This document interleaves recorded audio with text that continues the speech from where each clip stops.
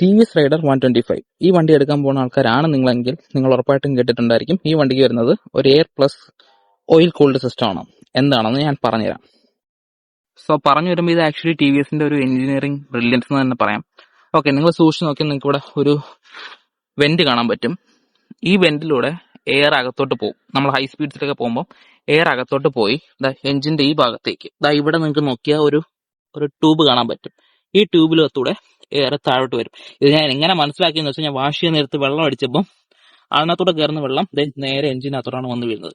അതേപോലെ തന്നെ ആയിരിക്കുമല്ലോ അപ്പോൾ എയറും. പിന്നെ വേറൊരു കാര്യം, ഈ അണ്ടർബെല്ലി കിറ്റ് വെറുതെ വെച്ചേക്കുന്നതല്ല. ഹൈ സ്പീഡ്സിൽ പോകുമ്പോൾ എയർ സ്വിങ് ചെയ്ത് ഡ്രാഗ് ചെയ്ത് നിങ്ങൾക്ക് ഈ ക്ലച്ചിന്റെ കേസിനകത്തൂടെ പാസ് ചെയ്യിപ്പിക്കും. ഇതിനകത്ത് ഫിൻസ് ഉണ്ട്, നിങ്ങൾക്ക് നോക്കിയാൽ കാണാൻ പറ്റും. ഈ ഫിൻസ് എത്രത്തോളം കൂടുന്നു അത്രത്തോളം ഹീറ്റ് കുറയും. കാരണം more the surface area more the heat reduction എന്നാണല്ലോ. എന്താ അല്ലേ?